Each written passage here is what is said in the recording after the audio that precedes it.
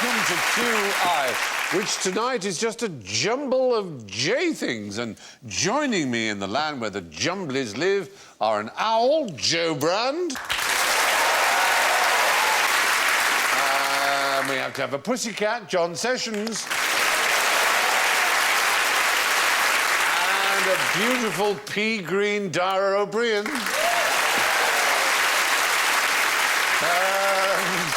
All at sea with a mind like a sieve, Alan Davis.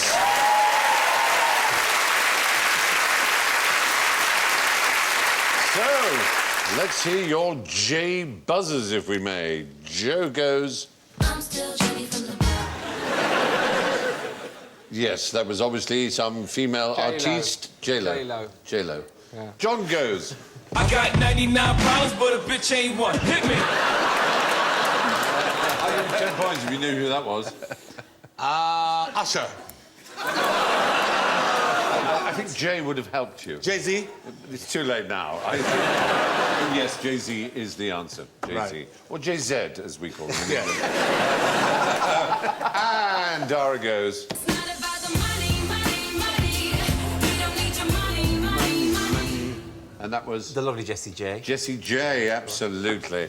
Yeah. And Alan. Jay, we're like Jack and Jill.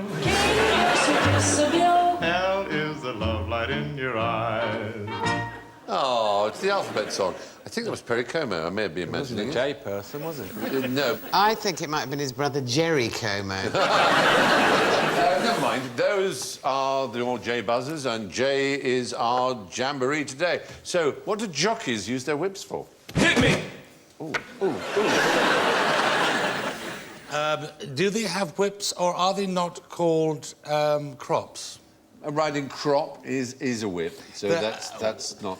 Well, recently, they have decided that they can only use the whip, I believe, on the flat 8 times, and in the final furlong, if they use it more than 5 times, they forfeit their portion of the win, if they do, in fact, win. Wow, this is very impressive. For all I know, you're right. Yeah, it is. I know that in Britain, if you use your whip more than 8 times, there is almost always going to be a steward's inquiry. It's only if you use it on the horse. I mean, if you're hitting yourself... Yeah, obviously.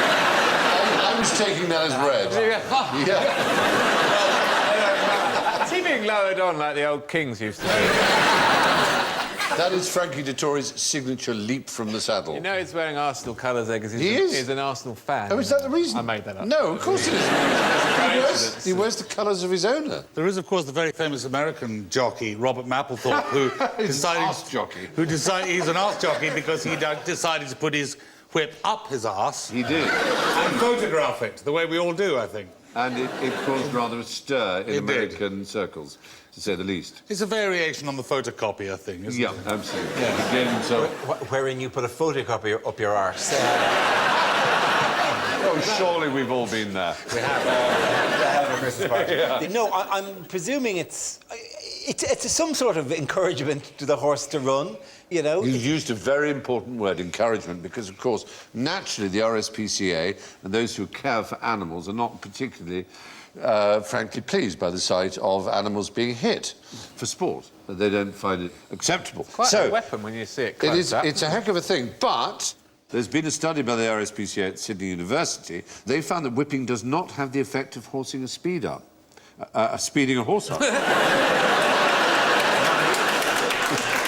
glasses... I don't get all street on you there, but when you horse your speed up, it does take... it's when you get your methamphetamine and mix heroin in with it. That will make you run. What have you done with Stephen Fry? All right, OK, let me start that again. They found that whipping does not, in fact, have the effect of speeding a horse up. The RSPCAA claims this settles the case against whipping. The study's been criticised by racing authorities. They say it's too small a cohort of testings, only 48 horses in 5 races, etc. According to jockeys, speed is not the main purpose of the whip. The main uses are safety of both horse and jockey, stopping the horse from veering, losing balance, backing off from a jump, or prompting it to change the length of its stride. They're never allowed to use it to coerce the horse. The other is precisely the word you used, encouragement, which obviously the animal lobby says, come on, that's just a euphemism for coercion. Yes, it'd be delightful if you could run just a tiny bit faster now. This race is almost at an end. I think we've all seen horses being enthusiastically encouraged in the last furlong of a race. If you're in a race in which you have somebody alongside you, like at a parents' day for school, right? Egg and spoon. Egg and spoon. Oh, no, well, no, more the three-legged one, where you've got somebody with you. If one of the people had a whip and felt that you were lagging and other parents were beating you and then whipped you, your motivation wouldn't be to run. It was to stop whipping me, you prick.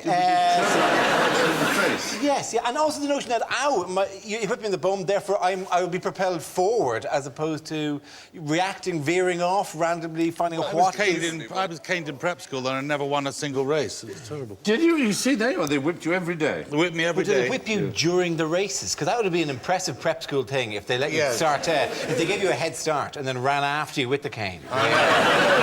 It would be a 5-legged race. I'm not saying that when you say three-legged race, you're thinking of 2 people, but what we're talking about here, Dara, is horses. Yeah, but I wasn't saying that the last time I went to a school sports day, I brought a horse in an effort to win the 3-legged race. Nobody sussed it. I would love to see that. Have you let my delightful wife, Juniper? What happened to the old carrot dangle in front of them? Ah, the carrot on the stick, you're absolutely right. Well, inflicting pain is not part of the intended method. The whip, currently used in British horse racing, has an energy-absorbing design, which means it does not cause pain if used correctly, supposedly. The fact is, some people, and I have to probably count myself amongst them, think it would be a nice idea to have a sport in which you didn't have to hit animals at all. But maybe I'm wrong. However, what does a robot jockey do? These robot jockeys ride camels, don't they? You are good, and you've already got the points. Yeah, the robot jockeys, they're a form of racing in Dubai, in particular, and perhaps across the UAE generally. They have camel racing, and the camels, I think at that speed, probably couldn't take human weight on them. They have to be quite small. So I'm presuming at some stage they experimented with either little people or with children. Yeah. And it was reintroduced by King Fahd of Saudi Arabia in the 1970s, and children were indeed taken from their parents and were forced to be the jockeys on these camels. What do you mean taken from their parents? People would just turn up at a random house? I'm afraid, as you probably know, much of the service industries are performed by Sri Lankans and Indians. The Gulf Arab people themselves don't do much of the basic work, and it was Indian children who were taken to be jockeys. It was not a pleasant story, and there's no way of dressing it up nicely. And how much control do they have over the camels exactly? Well, they've got reins, and they also have GPS, so they know where they are. Now, you may say, why they put a face and a hat and costume on it. The fact is, the camels were spooked out when the robots just looked like machines. The camels were much more relaxed at the idea that it was a human on them, because they've sort of grown used to the idea. Right. So these only weigh a few kilos. They're not that expensive, about $500 each. They whip the camels by remote control, because the managers are following in a truck. So they do whip, I'm afraid. They're far lighter than the child jockeys, and I suppose it's less inhumane. They were designed in Switzerland. Please, may I tell you the only camel joke that I know? Please. OK. There's 2 guys in the army out in the desert, and there's a new recruit, and there are no women around at all, and the new recruit says, what do we do for sex? And the old guy says, I'm afraid it's the camels. And so that evening, they're all let out towards the camels, and the old bloke's running really fast, and the young guy says, what are you doing? It's only a camel. And he goes, yeah, but you don't want to get an ugly one, do you? So what are those camels we're looking at? What sort of camels are they? I'm sorry. There is another camel joke. All right. Sorry. which is same starting point. Initially taken for the first couple of bits and said, "Oh, I'm afraid there are no women here. I'm afraid it's the camels." So late at night, the guy declares, I can't take it anymore. I'm as horny as hell." And he goes out and he rides the camel. And he comes back in and goes, "Well, that's the best we can do." And the man says, "Well, actually, when I said we've got the camels, we normally ride them into town."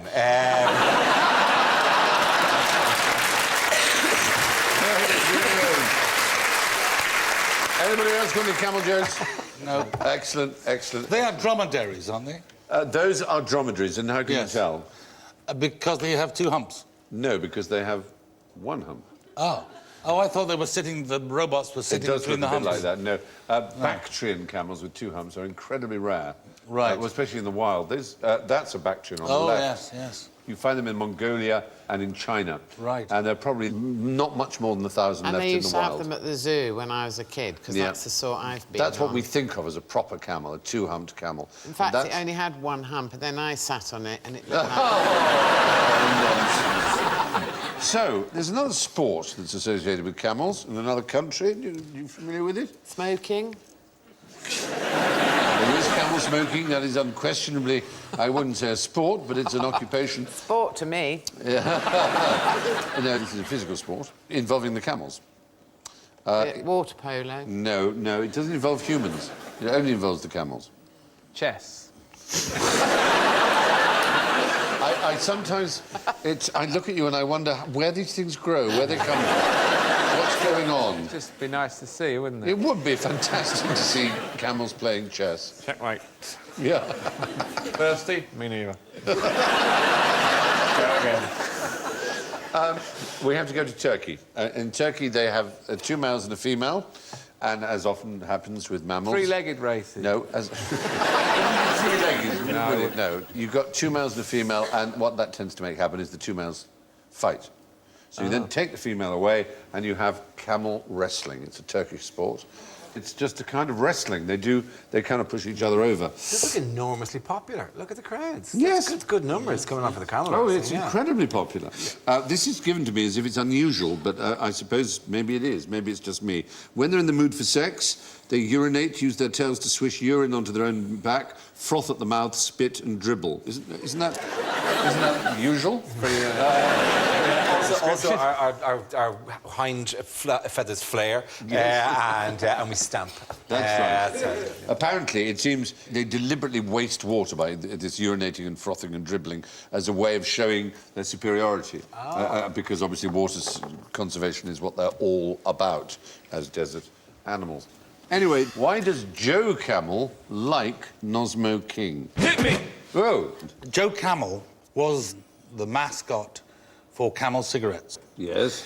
There he is. Old Joe. There's old Joe up there. And Nosmo King Yes. was a British vaudeville act of the 1930s. And I think, obviously Nosmo King is no smoking, but That's right. that's not... He saw 2 doors. One said Nosmo, one said King. And when they closed in the theatre, it said Nosmo King. But he wasn't tempted to come to Phi Rigsit or something else. Emerge, NC exit. No, he wasn't any of those. It was in the 1920s that he, as you say, and then the Toilet. 30s. He was Roy Alcircle. But you haven't actually answered my question, which is why would Joe Camel like Nosmo King? You'd think he'd dislike him. Because Nosmo King used to be sponsored by Camel Tobacco. No. Joe Camel and cigarette manufacturers would like something that said no smoking. It makes you think of smoking. Yes. What psychiatrists have found is that no smoking signs make people want a cigarette. Makes you feel rebellious. It makes you feel, well, not just rebellious, it puts it in your head. Putting Whenever I big see one, signs it up reminds saying me of- no smoking is something that makes people want to smoke. Just Worked reminds me very of well getting with on that the bloke, tube. can it? Yeah, it worked very well. The fact is, anyway, the sign no smoking makes people want to smoke. So that's why Joe Camel would like Nosmo King. That's a rather sort of complex way of putting it. Now, which one of you can imitate an expectant jackrabbit? Hit me!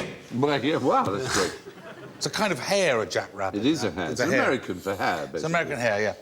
But the female jackrabbit, when she gives birth to her young, makes no attempt to suckle them, and they are just left to forage for their own. So she's a bad mother. Daily And I would, Mail is I gonna would go imitate crazy her with this. like that, with a fag. I guess. Well, what you say may be true, but there's something more extraordinarily true about the pregnancy of the female jackrabbit. And this was something that was suggested by Aristotle. I know how you love to have an ancient Greek. Distracted by the rabbit being fisted in the Absolutely. I don't know who did our little silhouette. It's not entirely successful. It's a good effort, and we thank them for it. But Aristotle suggested that hares could get pregnant when they were already pregnant, which in most mammals, I think, isn't that rather sweet? I think you'll agree, is a bit peculiar. Aristotle thought it, and he was scoffed by scientists until very, very recently it was discovered that he was absolutely right. It was discovered in Berlin. Cats do this. Cats, Male hare, cats. Cats do this. Yeah, cats. Because a cat can have. We have. Impregnated by more than one Yeah, Tom. we have two cats in there, Yeah. of same mother but different fathers. Yes, exactly. And humans even can. There were twins born in 2010 in Arkansas, conceived 2 weeks apart. They were actually conceived at different times. So one egg was fertilized and then another. So they could have had different fathers. Twins with different fathers. Weird idea. All this is recently new knowledge, but Aristotle was spot on. It's known as superfecundation, when two different ova are fertilized in the same cycle. Or it's superconception. Ah, the little fluffy bunnies. So, complete the phrase. Pregnant mothers should eat... Loads. Burgers. The equivalent of 2 slices of bread extra per day, and no more is necessary. That's probably about right, and that's only in the 3rd trimester, actually. The fact is, the idea that you should eat for 2, which you managed to avoid, is nonsense. A pregnant woman should eat no more than she normally eats. She might have changes in appetite. Did you have any particular dietary desires when you were pregnant? I gnawed my husband's leg occasionally. And that was unusual. Not as far as our marriage was No, concerned. that's what I mean. So did you have any peculiar appetites that were specifically related to pregnancy? No, I was very boring. I didn't you really. didn't. No, but so I mean, coal. they do say, well, they say that you only want to eat coal if you're lacking vitamins, don't exactly, they? yeah. So no you were one obviously eats not coal lacking anymore. anything. My mother smoked my father's pipe. Could she not get her own pipe? Yeah, you... Poor father. It was her pregnancy that made her want to do it. Yeah, she just loved pipe tobacco. God, that's extraordinary. Yeah. There's no more beautiful image of motherhood than a pregnant woman smoking a pipe. That's Just the big essentials of nature. Yes. And a woman going... It's quite... tapping it out on the table and then digging in and then tapping it out on the belly, then. In fact,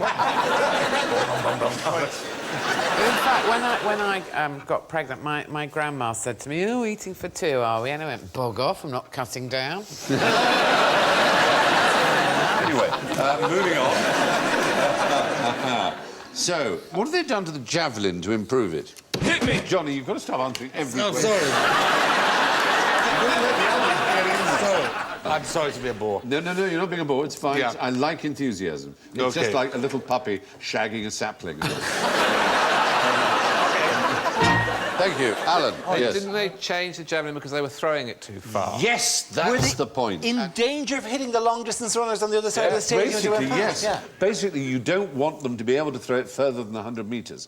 And what kept happening was that they just got better and better. And there was a particular technique called the Spanish technique, which involved spinning your body round like a discus thrower or a hammer thrower. And Miguel de la Cadro Salcedo threw a javelin 112 metres using this system. It was outlawed by the IAAF. If you because spear one of the judges and he staggers backwards, he's taken into an ambulance and driven to hospital, the record's going to be about 5 Yeah, miles. I think you're right. And that was their problem. Their problem was simply safety, especially with this Spanish style of spinning, because if it went out of control, there was no net like with a hammer. You could spear anybody. So they banned the spinning business, the turning round.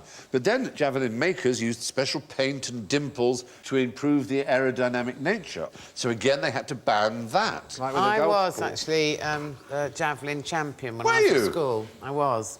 But I slightly ruined my career because on the last sports day, I was in the toilets having a fag. And I...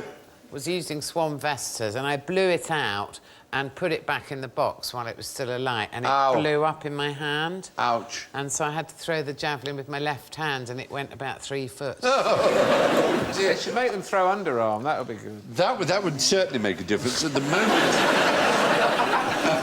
the moment, so all these things have been banned, all these dimples, all these special paints, but they're going to have to make the javelin worse again soon because the world record now with the current javelin is 98.48 metres. It's really close to the maximum. Is there a standard javelin that they would all use? It's not like they arrive Yes, at the in stadium. fact, they ought presumably to allow people to Yeah, take, or force people to take one at random. Everyone puts a javelin in and everyone takes a Yeah, javelin. like a billy cue or something. But I will give you points if you can tell me, as far as the javelin is concerned, almost exactly a third of all javelin medals awarded since 1908 have gone to competitors from 3 countries. Finland. Finland. Keep going. Czechoslovakia. Poland. and the Bulgaria. United Kingdom. No, it's really weird. You should have stayed where you were with Finland, because the others, it was Norway and Sweden. Oh, really? Yeah. Scandinavia is the answer. So it's just, for some reason, they seem to be very good at throwing sticks. There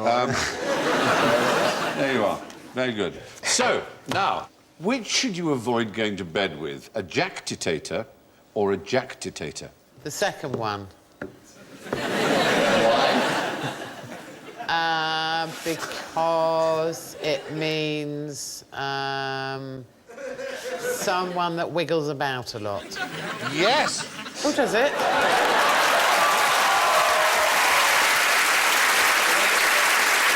Yeah, the official name for it is Willis-Ekbom disease, also known as restlessness or particularly restless leg syndrome. That's one meaning of jactitation. The other- yes, the other is... Is speaking unpleasantly of somebody. No, nice that you're trying, and don't be put off. Don't be put off. I still want to see that puppy shagging that sapling, but it's a very specific, I won't say crime exactly, it's a malfeasance, possibly. Yes. It's a wrongdoing that people do, and that is to maintain that you're married to someone when you aren't. That's right. You are so angry because if you... Why are you angry? If a man says, oh, yes, she's my wife, we're married, she goes, no, we're not. You can go to court, and your remedy is a suit of jactitation of marriage, in which you ask the court to declare that you are not married to the person who is claiming that you are. Is the jactitation, is it the denying of the marriage, or is it the maintaining the marriage, you're still married when you're not? A jactitator is someone who claims to be married to you when they aren't. So, ding dong, darling, I'm home. You're not married to me. Yes. That is the bad guy is the ding dong, darling, I'm Yes. home in this situation. Exactly. Stop doing this. I could actually take you to court because you never stop. Saying that we are married. But we're married in comedy, Alan. We're married in comedy. There you go again. Comedy and erotic love. Those two, surely. Hello. Do you know what the opposite is? Because my husband often says he's not married. What's Shame. that called? Shame. Embarrassment. Embarrassment. On the subject of twitchy legs, why do we dance around when we need a pee? Why do we do that?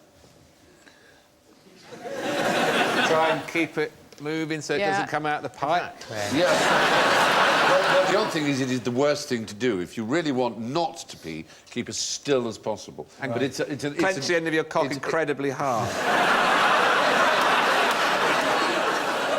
I've tried that, but it doesn't work. I found it been get someone else to do that.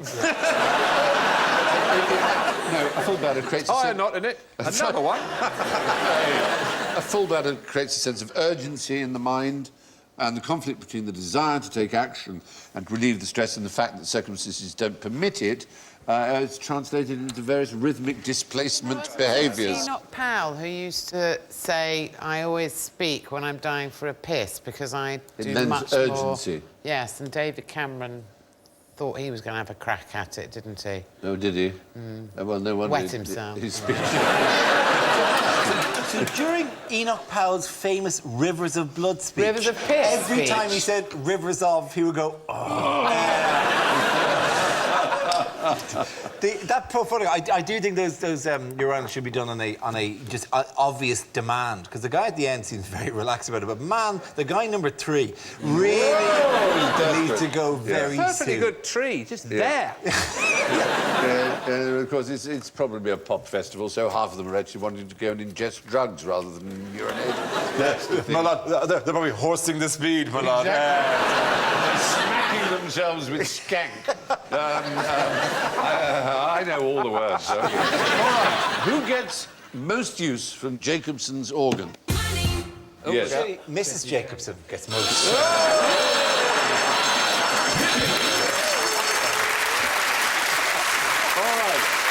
It's your turn now, Dave. Jacob's organ enables particularly lions and deer to chemically detect the pheromones in creatures of the opposite sex, in lionesses or... Not just creatures of the sex, but also prey and predators. Prey and predators. Yes, it's an organ. It's an organ, as you said, in snakes. It's not just lions, it's not just related to mammals, but it's a patch of specialised skin on the roof of the mouth. Many vertebrates have it, including humans. We have it. Oh, yes, we do. Unfortunately, we seem to have lost the use of it. But snakes and lizards can tell when an ant has been present a week earlier, but just by using that. How useful is that? Well, it can tell them when it comes back again. An ant was here a week ago. It might be. It's really improved my life. Oh, I'd love an ant now. But last week. in the case of horses, giraffes, camels, zebras, big animals, when they do it, there's an expression you've probably seen them pull where they almost turn their face inside out and stop breathing like that. God. And that's in order to get the chemicals onto An ant! onto There's been an ant! There's been an ant in a stable last Tuesday!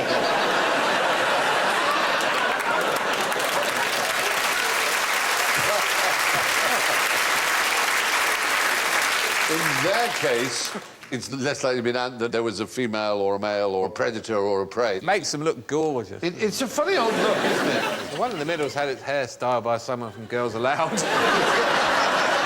think it rather Had the GHDs on that. It's a rather fetching Emma Bunting look. I thought it was rather touching little bangs.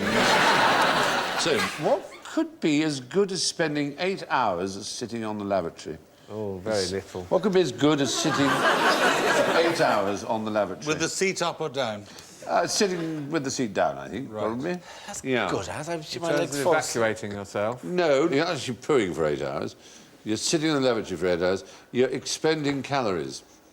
Oh, yeah. Just by sitting on the Oh, loo. yeah, well, anytime. Right now, this is not recommended in any of the books, but this, we are all losing We're weight. burning calories. Right now. Plus, of course, we're using our brains, or some of us are using our brains.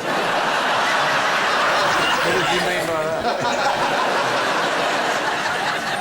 The fact is, 8 hours of sitting on the lavatory uses the same calories as 1 hour of jogging. Good God. No. Yes! Right, I'm off. Truth. You don't have to be a lavatory. Pretend you're on the lavatory. Unless you want to go for a jog. Unless you really are pushing. Unless No, you're then- really then- heaving.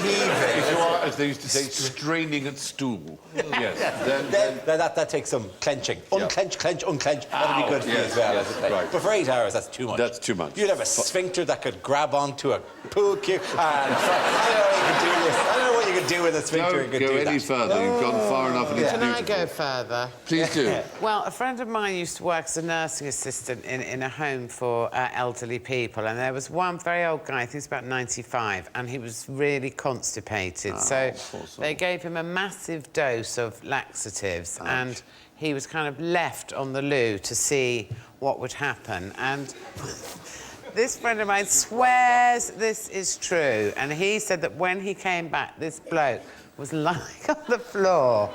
And the reason he'd fallen off the toilet was because he'd done such a big poo, it had levered him off.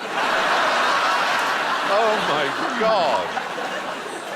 It's a fell off. charming story, and I love it. You're not getting any cardiovascular work, though, are you? sitting You're on the not loo? doing. It's not Plenty more where aerobically that came efficient. from. No. There was a man who had a light bulb screwed up his arse, and this was mentioned to Alan Bennett. And Alan Bennett said, "What wattage?" Where did modern jogging as a mass movement begin? Jim Fix in the 1960s, was it? No, you're right. Maybe? He was the first American to Sorry. make it popular, but there was actually. yes. Forrest Gump. No, and again, that is Jim Run, Fix. Forrest, run! That is Jim Fix, who was the man who popularised jogging in America, but who died of a heart attack while jogging. That fixed it for Jim. It fixed it. The man who actually gets the credit for starting is a man called Arthur Lydiard, who was a New Zealander in the early 60s. The police would see people running in tracksuits and they would stop them. I mean, it was just such an odd sight. It had never been seen before. Now we take it for granted. Suspicious activity. Especially in New Zealand, people jogging all over the place. It's a very outdoorsy place. But then, yes, they were constantly being arrested. Yeah. The father of utilitarianism, who would you describe as the father of utilitarianism? Jeremy Bentham. Jeremy Bentham. He's yes. stuffed.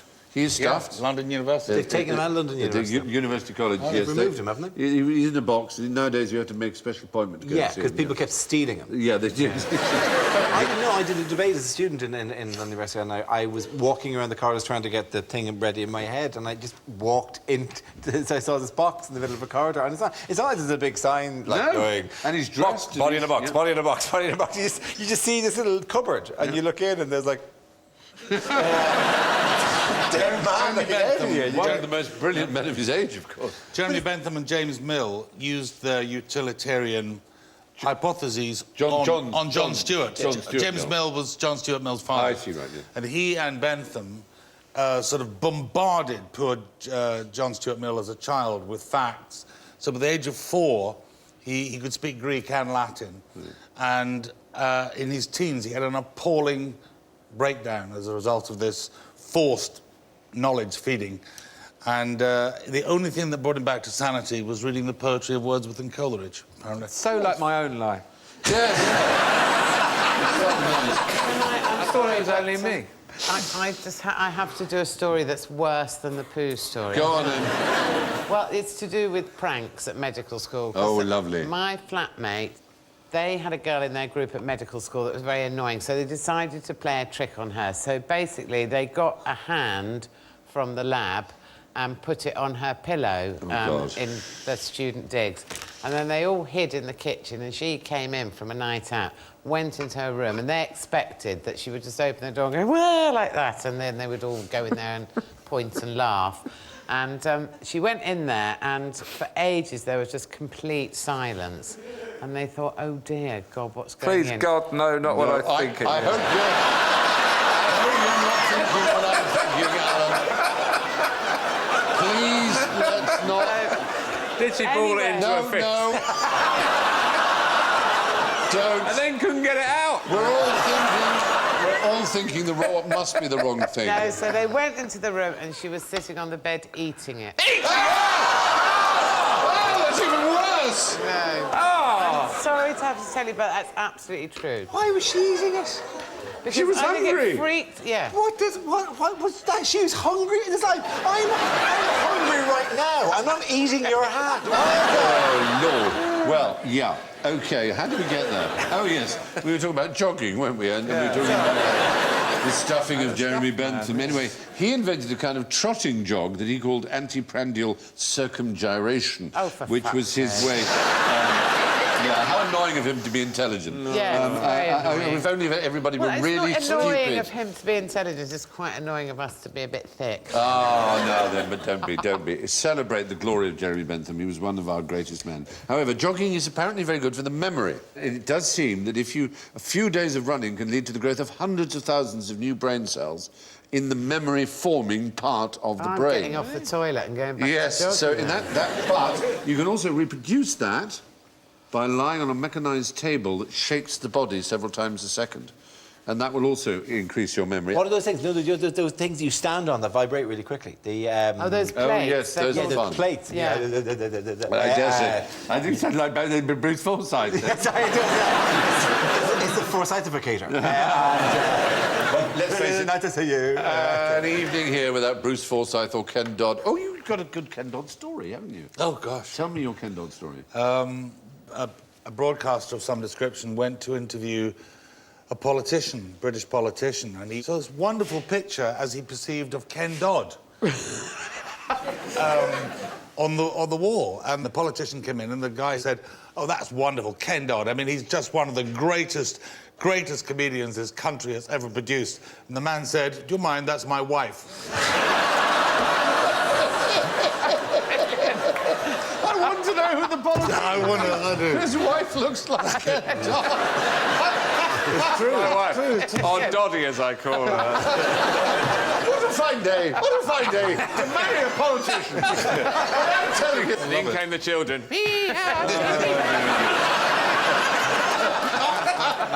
The little dizzy man. Oh, my God. Anyway, 8 hours on the loo burn as many calories as an hour's jogging. So, what does a cockroach find absolutely disgusting? Jeremy Kyle. Yes! Yes. Is the right answer. Because Jeremy Kyle, almost, but he does count, is a human being. Right? We don't like cockroaches, and cockroaches don't like us. If they see us, they not only run away as soon as possible, they wash themselves after they've been touched by us.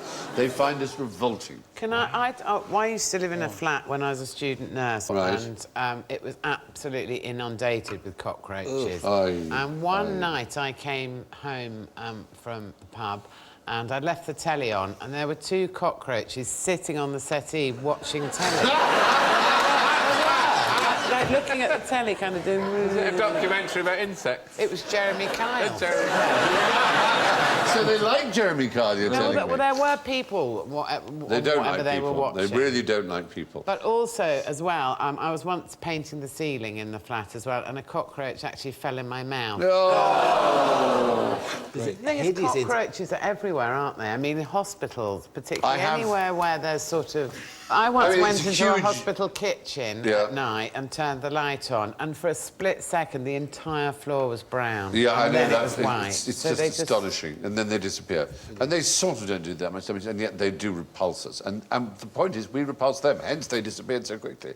But there is something that they must hate even more. And this is a real test for anybody who's sung all things bright and beautiful. The good Lord made them all, because he also made some things that are not very bright and beautiful, and one of the least bright and beautiful things imaginable, which is parasitic wasp that has the most extraordinary life cycle. They're called jewel wasps because they're faintly kind of jewel-coloured. They go up to the cockroach. They then impart a sting into its brain, which turns it into a sort of zombie. It doesn't kill it, but it kind of makes it just like... And they then saw off one of its antennae and uses the other one as a lead, literally, and pulls it to its nest. There, it's leading it. It's now pulling it. As you see, it's much smaller than the cockroach. Good God. This poor cockroach, I'm afraid, is going to have a pretty miserable time. He then gets packed into the nest, and then he lays eggs inside. And the baby wasp is born in and eats the cockroach alive from the inside, in a very special order to keep the cockroach alive, because cockroach meat goes off very quickly and it's very warm. And that is the life cycle of the jewel wasp. Now, you ask me that there's a benign, divine God who looks down on creation and loves it all. You just ask him how the hell he came up with something so cruel, so unpleasant, so vile. Only evolution could cause that kind of horrible, horrible life cycle for the cockroach. I mean, it's a pretty grim business. So there you go. I thought I'd leave you with that charming thought. Yes. If only you could do that with Piers Morgan. Yes,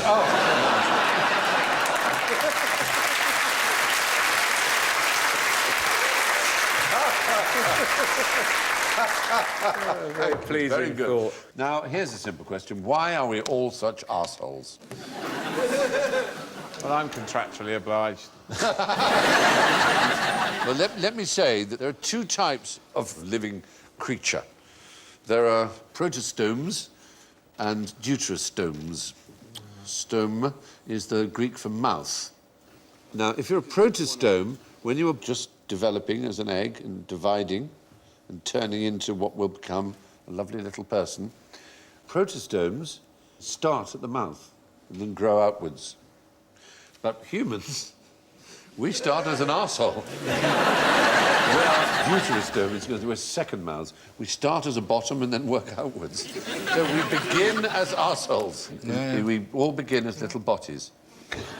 It's a rather nice thing to know. It puts us all on an equal footing. Next time you look at George Osborne saying something grand about the economy, say you started life and continued life as an arsehole. So there you are. Now, this is very exciting because we have a very special finale tonight. Tonight, entirely alone, without the aid of a safety net, I am going to do something that has never been done by any human being since the beginning of time. Yes. Right.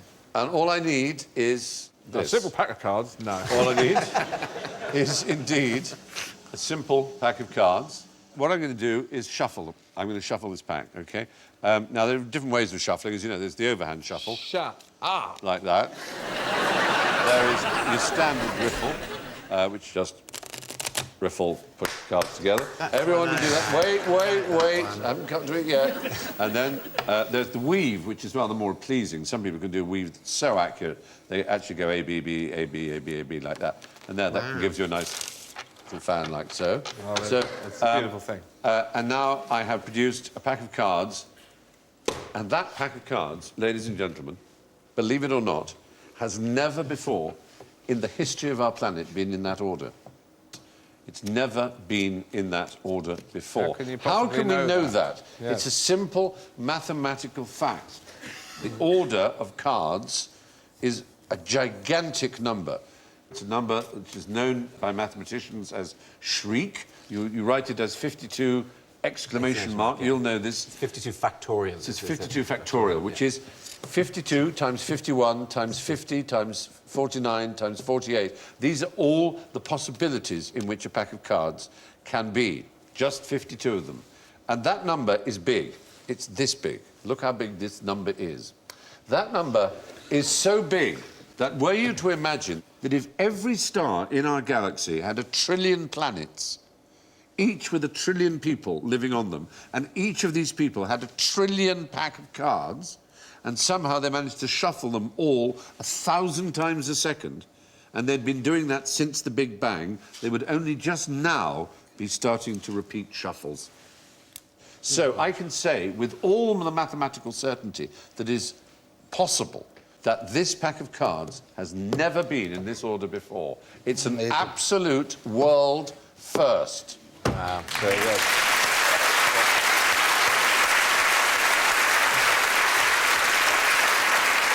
I know that seems amazing, but that number, it tells it all. It is astonishing.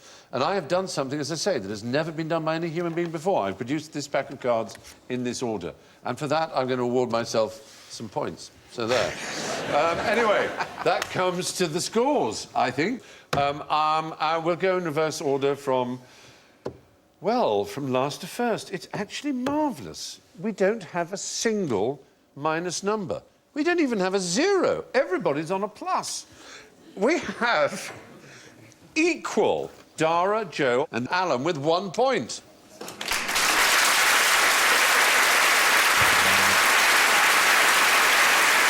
In a clear second place with 16 is John Sessions.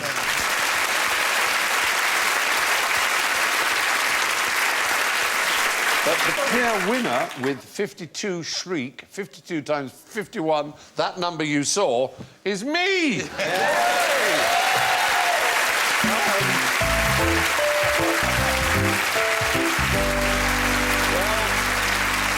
That's all from John, Dara, Joe, Alan and me. Thank you. Be utterly lovely unto each other, and good night.